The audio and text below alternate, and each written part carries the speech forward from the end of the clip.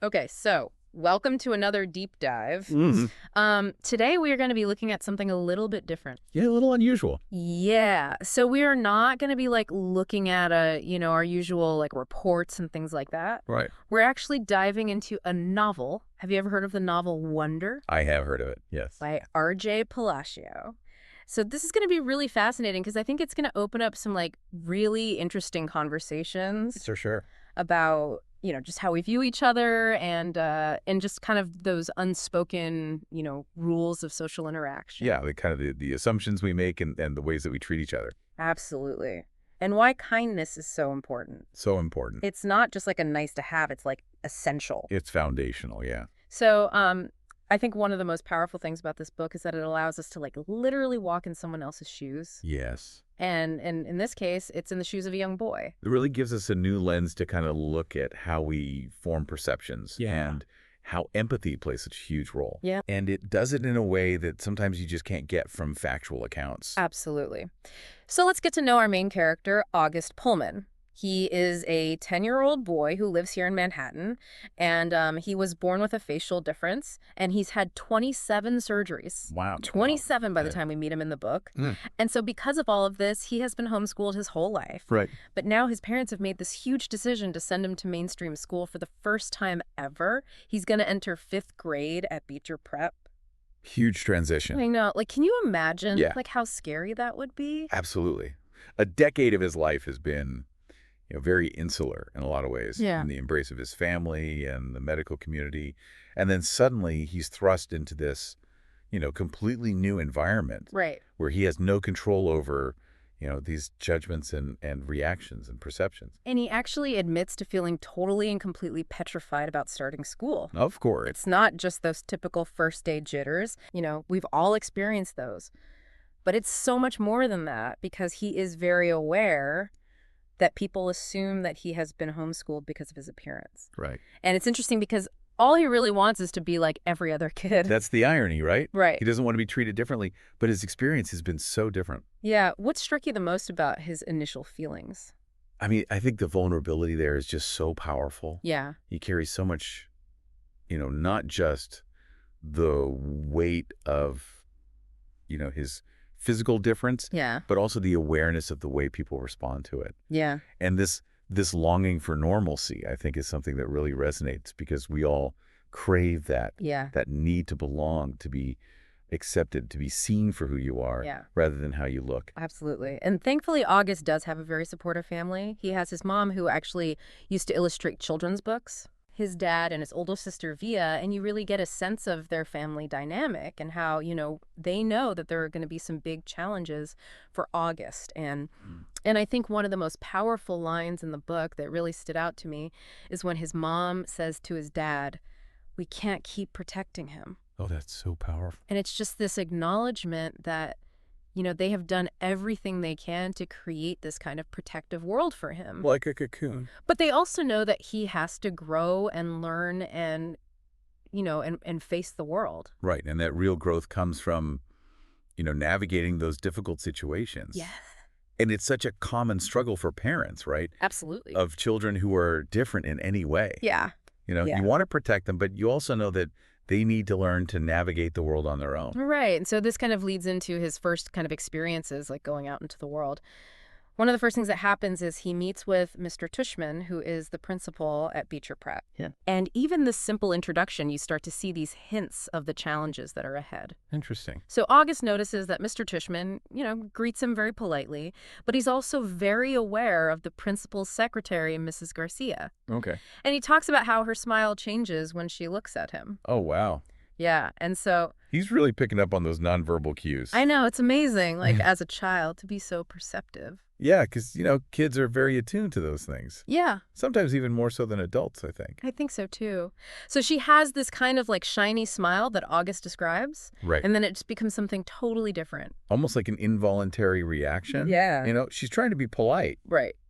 but her face betrays her true feelings. And then comes the grand tour. Okay, the grand tour. So Mr. Tushman introduces August to 3 students who will be in his homeroom. Their names are Jack, Will, Julian and Charlotte. And it's so interesting because it's almost like we're seeing these different ways that people can react to someone who looks different. Okay. Right off the bat, Julian asks this incredibly blunt and honestly insensitive question. He's like, were you in a fire or something?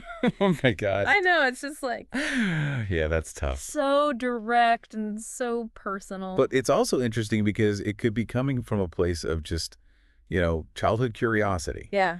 Kids don't always have that filter Right. or that understanding of, social appropriateness. Absolutely. But regardless, it's putting August in a very uncomfortable position. Yeah, and so immediately the focus is on August's appearance. Yeah. Rather than, who he is as a person. Yeah, and I think that highlights how, a lack of experience or awareness can lead to these really awkward exchanges Right. that can be, hurtful without even meaning to be. And then we see these really interesting contrasting reactions from Jack and Charlotte. Okay. So Jack actually tells Julian to shut up. Right. Which, for a fifth grader, that is a pretty bold move. Yeah, he's standing up for August. Yeah. And then Charlotte, she kind of jumps in, but she doesn't actually address August's appearance. Okay. Instead, she corrects Julian's grammar. Oh, that's funny. And then she actually makes this positive comment about their homeroom teacher, Miss Petosa. Oh, okay. So she's kind of like trying to redirect the conversation. Right, kind of deflecting. Yeah, and so these are very different approaches. They are very different approaches, yeah. Like, Jack is very direct and kind of impulsive. Yeah. But he showing that he's willing to stand up for someone. Right. And then Charlotte is being more thoughtful. Yeah, she's trying to kind of smooth things over. Right. And maybe avoid a confrontation. But can you imagine being August? Oh, my gosh. In the middle of this? Yeah, to be the subject of all this attention. Yeah, he's experiencing this whole encounter with such nervousness. He just wants to disappear. I could only imagine. And it's so interesting because in the midst of all this, he asks this very basic question. He says, what exactly is homeroom? Is that like a subject? Oh, that's so sweet. Right. He's just a kid trying to figure out, the basics of school. Yeah, and it just reminds us that underneath all of this, reaction to his appearance, he's still just a kid starting a new school. Yeah, he's got the same anxieties and questions as any other fifth grader. And Julian, of course, never misses a beat, and he immediately labels the science elective as supposedly the hardest. Oh, Julian. And it's just like another comment, directed at the new kid. Yeah, he's trying to establish himself. Like he's the one with the inside knowledge. So the grand tour wraps up pretty quickly, and August, being very polite, tells Mr. Titchman everyone was really nice. Of course he's polite. But then later, when he talks to his mom, his reaction is very different. Really? He recounts Julian's question, but he also makes this really insightful observation. He says that Julian didn't say it in a mean way. Oh, wow. He was just asking. He's giving him the benefit of the doubt. I know, it's incredible. That's very mature for a 10-year-old. So he's not immediately assuming that Julian's being malicious. Right. And he also specifically mentions, how much he liked Jack and Charlotte's reactions. So that's a good sign. Yeah, that's hopeful. So as we reflect on this first glimpse into August's world, what really stands out to you? I think what's most striking is that range of reactions that he gets just based on his appearance. Yeah. Julian's question immediately kind of creates this sense of otherness. Yeah. But then you have Jack and Charlotte who are, trying to normalize the situation. Right. And I think that shows the power of those first interactions. Yes. They can really set the tone for how someone is treated. August's first experience in mainstream school is just this mix of his own anxieties, these awkward encounters, and then these little sparks of connection. And I think it's interesting because his face really does shape how people perceive him and interact with him. And unfortunately, that reflects some of the biases and assumptions that exist in the real world. Right.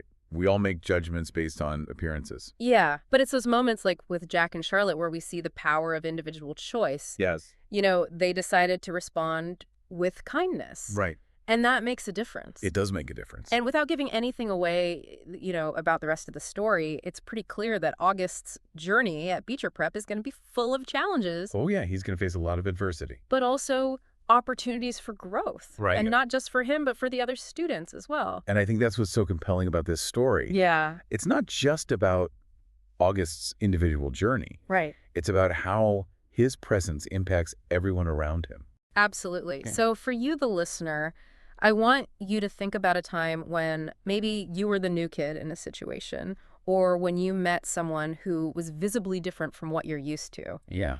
What were your initial reactions? It's a good question to ask ourselves. Were they similar to what we see in the book?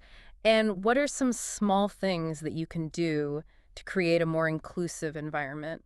Because even small acts of kindness can have a ripple effect. Exactly. The story of wonder really challenges us to look at our own perceptions and the impact of choosing kindness. Because kindness is a choice. It is. It's not always easy, but it's always worth it. It reminds us that looking beyond the surface is so important if we want to build a more empathetic and connected world. Absolutely. Thanks for diving deep with us. See you next time.